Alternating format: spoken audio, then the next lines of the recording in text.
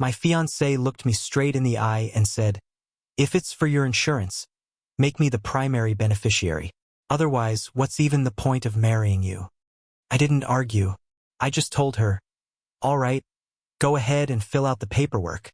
For the next several months, she brought it up every chance she got, almost like it was one of her biggest accomplishments.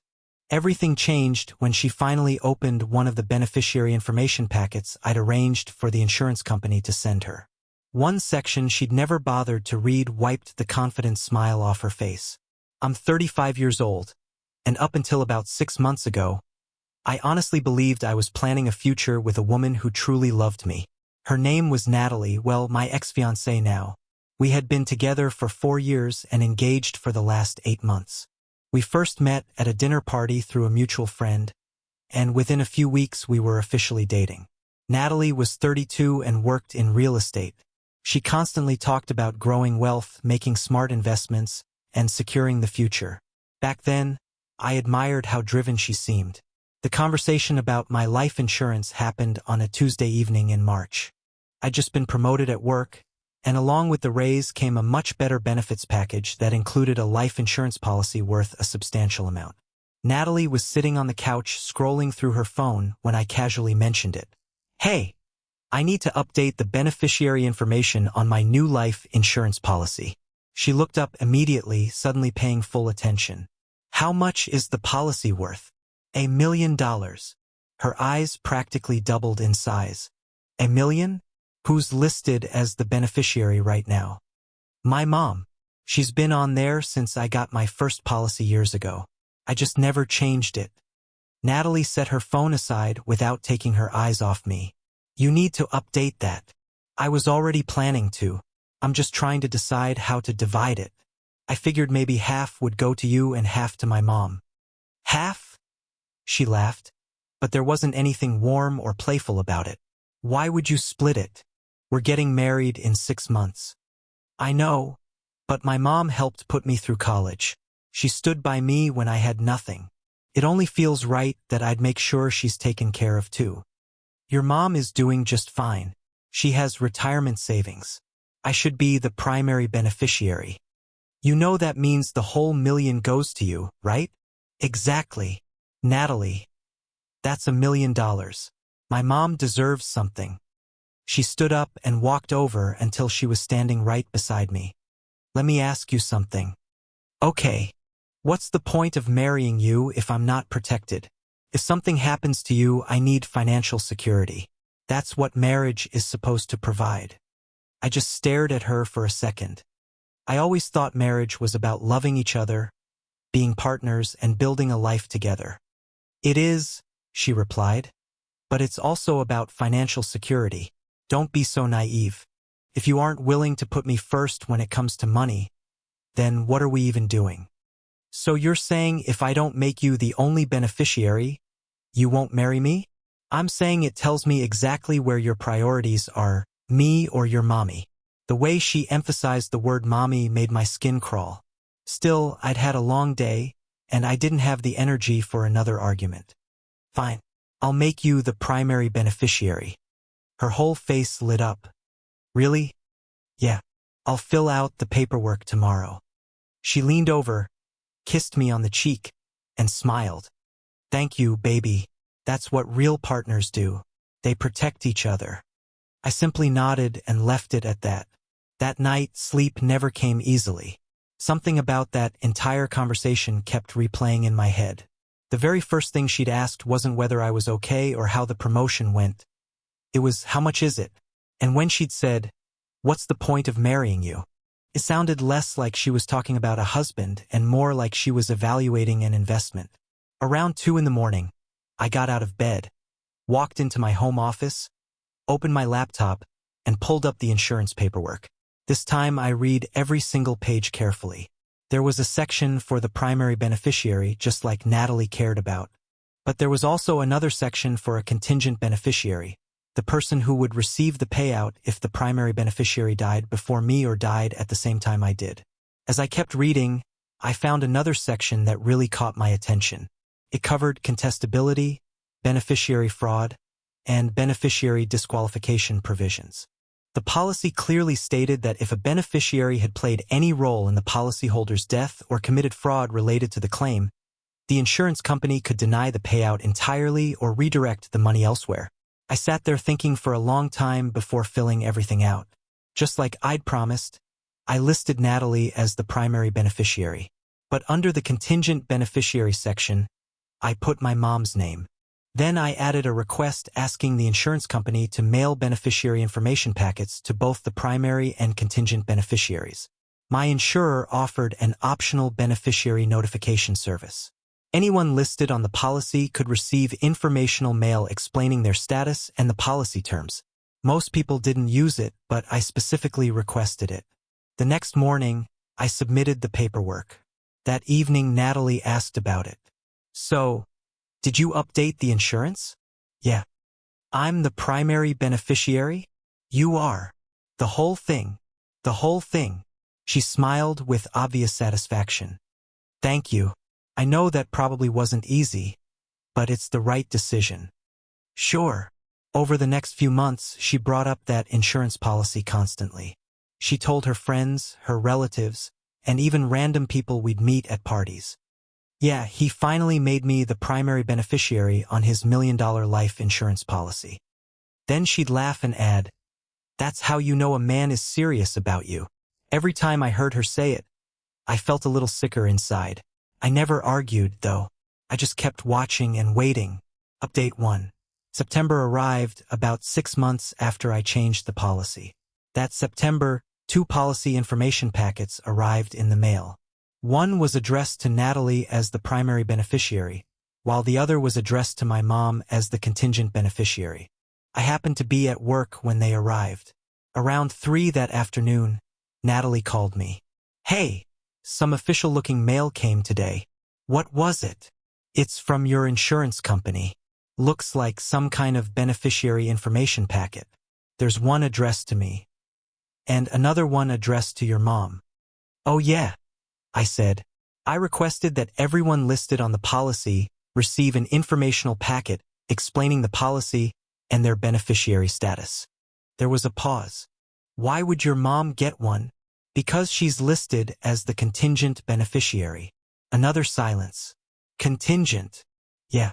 It means if you pass away before I do, or if we die at the same time, she would receive the payout instead." I thought I was getting everything. "You are. As long as you're alive when I die, you get every penny. The contingent beneficiary is simply a backup." "So your mom doesn't get anything unless I'm dead?" "That's right." "Oh. Okay." She sounded relieved. I wasn't surprised. Natalie had never bothered reading the complete policy. She saw the words primary beneficiary and assumed that was all she needed to know. What she had no idea about was everything else included in that beneficiary information packet. The insurance company also enclosed a detailed explanation of the policy terms, including the contestability clause, the fraud provisions, and a reminder encouraging every beneficiary to review the policy each year, so they fully understood both their rights and the limits of those rights. Later that evening, my mom called me. "Honey, I got a letter from your insurance company. I figured you would. You're listed as my contingent beneficiary." "That's really thoughtful of you. But why did you want me getting these letters?" "Because I wanted you to know exactly where things stand. If anything ever happens to me, I don't want you left wondering what's going on." She hesitated for a moment before asking quietly, "Is everything all right between you and Natalie?" I let out a long breath. "Honestly, Mom, I don't know anymore." "What happened?" I told her everything, from that conversation back in March to the way Natalie treated me like I was a financial asset instead of the man she planned to marry. I also told her how she'd spent months bragging to everyone about the $1 million insurance policy. Mom stayed silent for several seconds. "That's really concerning."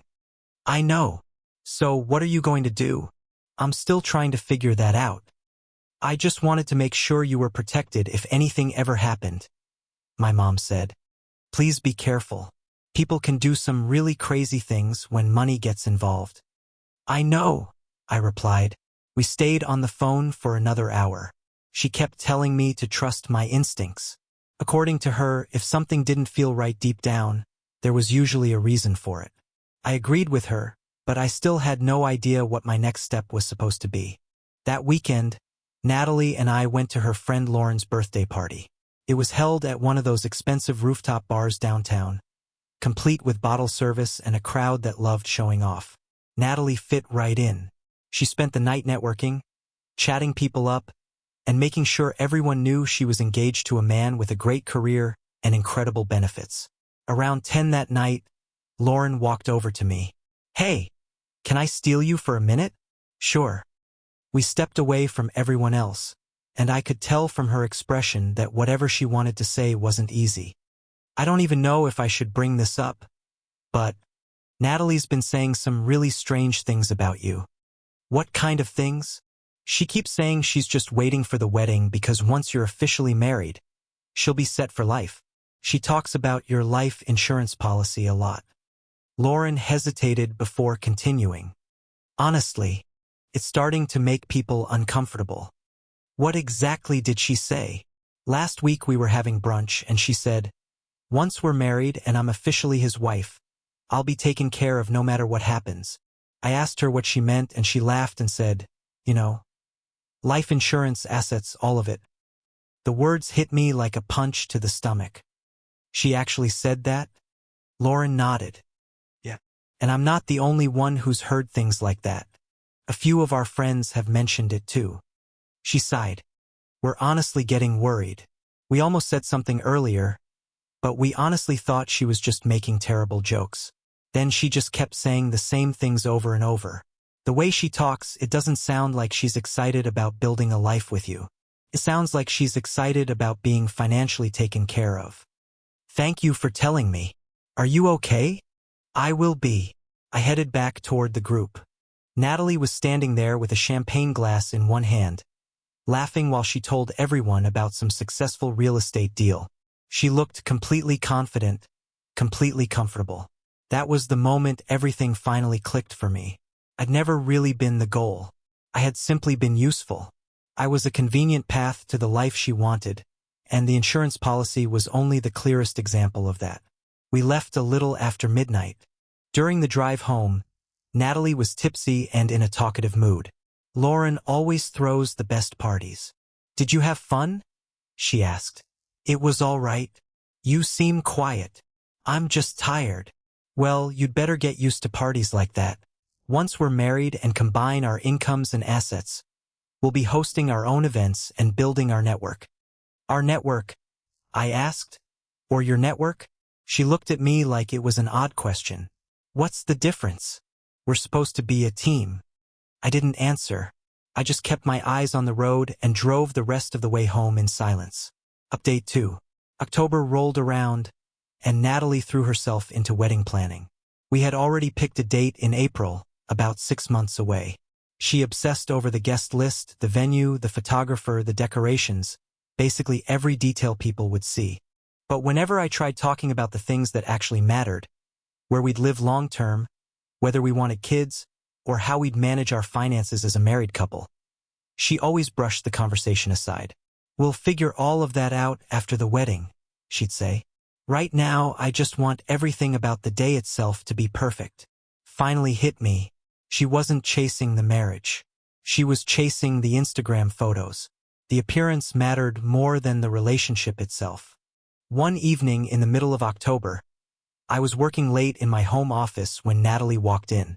"You know what I've been thinking?" she asked. "What?" "I think you should increase your life insurance coverage." I looked away from my laptop. "Why?"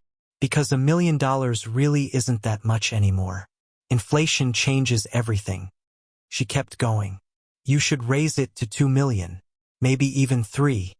That would mean paying a lot more every month. But it's an investment in our future. In my security. Your security. Our security. It's all the same." "No," I said calmly. "It's really not." She folded her arms across her chest. "Why are you making this so difficult?" "I'm not making anything difficult. I'm trying to understand why you're so focused on what happens if I die. I'm just planning ahead. Someone has to think practically."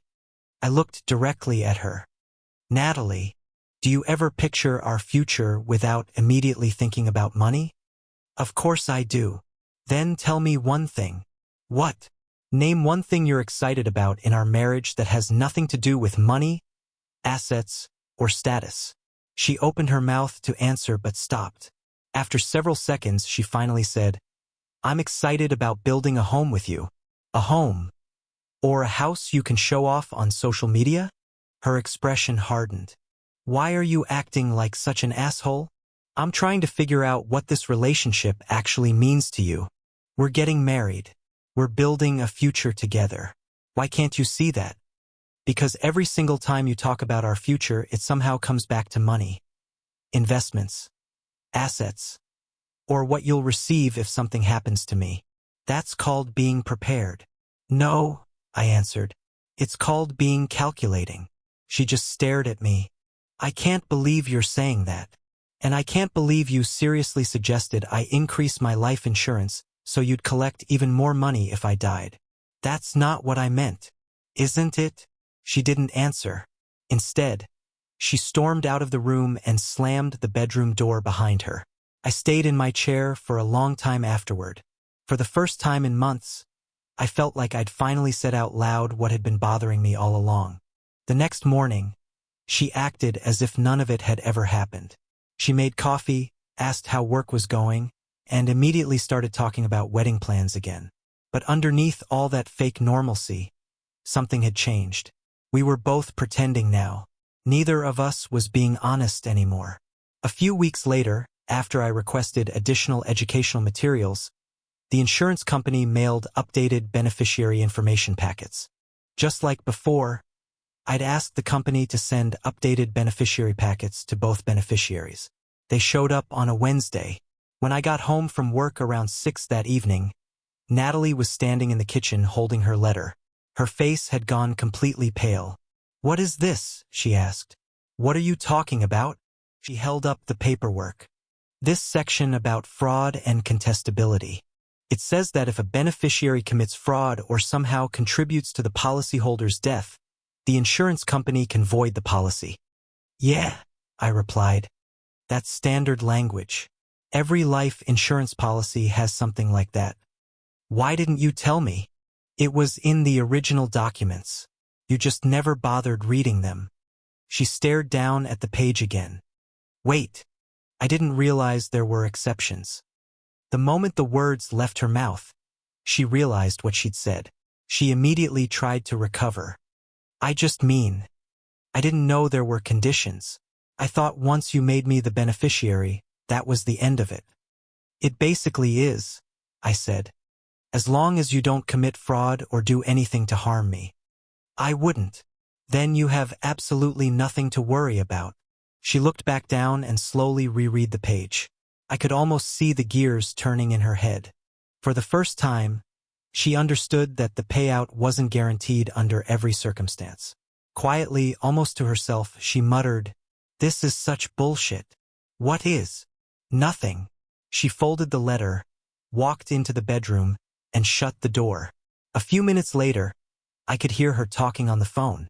I couldn't make out the conversation itself, but her voice sounded tense and irritated. Later that evening, I checked my email. There was a message from the insurance company confirming that both beneficiaries had received their beneficiary information packets. The email also included another note. As requested, we've enclosed additional educational materials explaining beneficiary rights and policy limitations. I'd specifically asked for that. I wanted to make absolutely sure Natalie understood exactly what she was entitled to, and, just as importantly, what she wasn't. That night, my mom called. "Honey, I got another letter from your insurance company." "Yeah," I said. "It's the updated policy packet. There's a lot in here about fraud and something called contestability," my mom said after looking through the paperwork. "I know." She paused before asking, "Honey, are you worried about something?" "I'm just being careful." "Has Natalie done anything?" "Not yet," I admitted. "But I'm starting to believe she might if the right opportunity ever came along." My mom let out a long sigh. "I really don't like hearing that." Neither do I. I hate the idea that you're in a relationship where you feel like you have to protect yourself legally. I hate it too. So what are you going to do? I'm still figuring that part out, I said. But at least now I'm prepared. Update 3. December arrived, bringing wedding RSVPs, final vendor payments, and all the last-minute planning. Natalie spent nearly all her time stressing over seating charts, flower arrangements, menu options, and every little wedding detail. But something else had changed. Around me, she acted differently. She seemed more cautious, almost like she realized I was paying closer attention to everything she said and did. The real turning point happened just before Christmas. We were having dinner at her parents' house with her mom, her dad, and her younger sister, Megan. Everything felt normal until her dad casually brought up finances. "So," he said, looking at both of us, "have you two talked about getting a prenup?" Natalie froze with her fork halfway to her mouth. "Why would we need a prenup?" "Because you're both entering the marriage with your own assets," he replied. "There's nothing wrong with protecting yourselves. It's just smart." "We don't need one," Natalie answered quickly. "We trust each other." Her dad turned toward me. "What do you think?" "I think it's at least worth talking about." Natalie immediately shot me a look. "We've never even discussed a prenup. Maybe we should." She forced a smile and looked around the table. "Let's not ruin dinner by talking about this." But by then the mood had already changed. The rest of the meal felt uncomfortable. Natalie barely said another word. On the drive home, she sat silently staring out the window. The second we walked into the apartment, she finally exploded. "A prenup? Seriously? Your dad was the one who brought it up. But you agreed with him. I said we should discuss it. After everything we've talked about, now you suddenly want to protect your money from me? I want both of us protected. Compared to you, I don't have much to protect," she snapped. "You're the one with the high salary, the investments, and the $1 million life insurance policy." "Exactly. Which is why having clear financial agreements makes sense." She narrowed her eyes. "This is because of everything I said about the insurance, isn't it? I think we should have financial boundaries. You think I'm some kind of gold digger. I think we should know exactly where we both stand." She threw her hands into the air. "I can't believe this. I've spent months planning our wedding and building our future, and now you're acting like I'm trying to rob you." I looked straight at her. "Are you?" She froze. "What? Are you trying to put yourself in the best possible financial position because of me? How dare you? Just answer the question, Natalie. I love you. I want to marry you." She hesitated before continuing. "And yes, I also want to know I'll be financially secure. Is that supposed to be a crime?" "No." I shook my head. "It's not a crime. But it isn't love either." She stared at me without saying anything. "So that's really what you think of me?" "No," I answered quietly. "I think you've shown me exactly who you are. The insurance conversation. The way you bragged about it. The fact that every discussion about our future somehow came back to money. You haven't exactly been subtle." Her voice turned cold. "Get out." I looked around the room. "This is my apartment. Then I'll leave." She grabbed her purse, picked up her keys, slammed the door behind her, and drove away. I sat alone on the couch listening as her car disappeared down the street. For the first time in months, I actually felt relieved. About 3 hours later, she came back. Her eyes were red, but she seemed much calmer. "We need to talk." "Okay. I don't want a prenup." I nodded. "If you insist on having one," she continued, "then I don't think we should get married." "Okay." She blinked. "Okay, what?" "Okay. Then we shouldn't get married." She let out a laugh, but there wasn't anything funny about it. It sounded more like disbelief mixed with anger. "You're breaking up with me? You just told me that if I want a prenup, the wedding shouldn't happen. I do want one. So yes, we shouldn't get married." "I didn't mean it like that," she said quickly. "I was trying to make a point." "So was I. You can't do this. We're only 4 months away from the wedding. Everything's already paid for. We'll lose the deposits. I shrugged. That's still better than spending the rest of my life living like this. Living like what? Feeling like you're more interested in my bank account than in me. Tears immediately filled her eyes. That's not fair. I do love you. Maybe you do. I took a deep breath. But I think you love the financial security even more. That's not true. Natalie, you literally told your friends you couldn't wait until we were married because then you'd be set for life. You wanted me to increase my life insurance. You've spent months telling everyone you're engaged to a man with money. That's not love. That's strategy. She never denied any of it. She just cried harder. I'll stay at a hotel tonight, I said. You can pack your things tomorrow. You can even keep the engagement ring. Sell it if you want. I honestly don't care. Please. She whispered. Don't do this. It's already done. I picked up my keys, walked out the door, and never looked back. Update 4. The weeks that followed were a complete blur. I canceled vendors, contacted guests, and dealt with the fallout from calling off the wedding. Natalie's friends and relatives made sure I knew exactly what they thought of me. Her mother even left me a voicemail calling me heartless, cruel, and selfish. Oddly enough, her father had a very different reaction. He sent me a simple text message. I understand. Take care of yourself. By New Year's, Natalie had moved out completely. She packed everything she owned, left her apartment key on the kitchen counter, and walked away without saying goodbye. Through mutual friends, I started hearing the version of the story she was telling everyone else. According to her, I had used her. I'd wasted years of her life. I'd led her on, only to humiliate her at the very end. Before long, I had become the villain in everyone else's version of events. I never bothered defending myself. Honestly, I just didn't care enough anymore. In January, after I updated the beneficiary designation, the insurance company mailed a confirmation packet to my mom. Only this time, there was just one letter. It was addressed to my mom. Back in December, I'd updated the policy again. I removed Natalie as the primary beneficiary and put my mom back in that position where she'd originally been. My mom called me after her letter arrived. So, you changed it back? Yeah. How are you holding up? I thought about it for a second. Honestly, better than I expected. I'm really glad you got out of that relationship. So am I. By February, I heard through mutual friends that Natalie was already seeing someone else. Apparently, he worked in finance and they'd met through her job. Good for her. I genuinely hoped she'd found exactly what she was looking for. Around that same time, I updated my will. I wanted everything to be completely clear in case anything ever happened to me. While we were going over the paperwork, my lawyer asked me a question.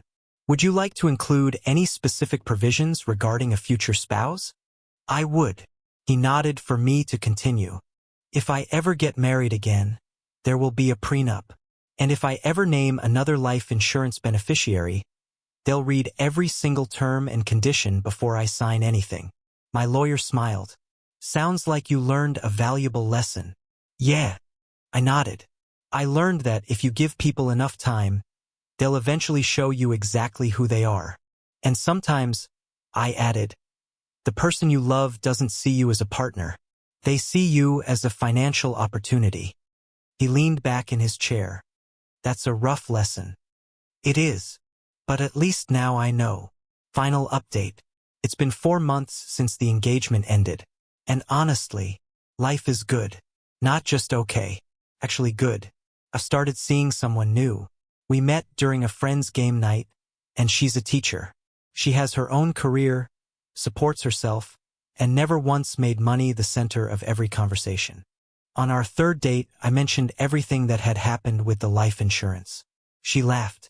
That's a pretty strange topic to bring up this early. I just wanted to be upfront. She smiled. About what? That someday you'll die? I already assumed that. I couldn't help laughing. That response told me everything I needed to know. She wasn't looking at me like I was an insurance policy or an investment.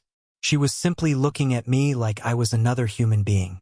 A few weeks later, I saw on social media that Natalie had gotten engaged to the finance guy. The ring was huge. The proposal looked expensive. And her caption was filled with the same phrases I'd heard countless times before. Being set for life, building wealth, securing the future. Some people never really change.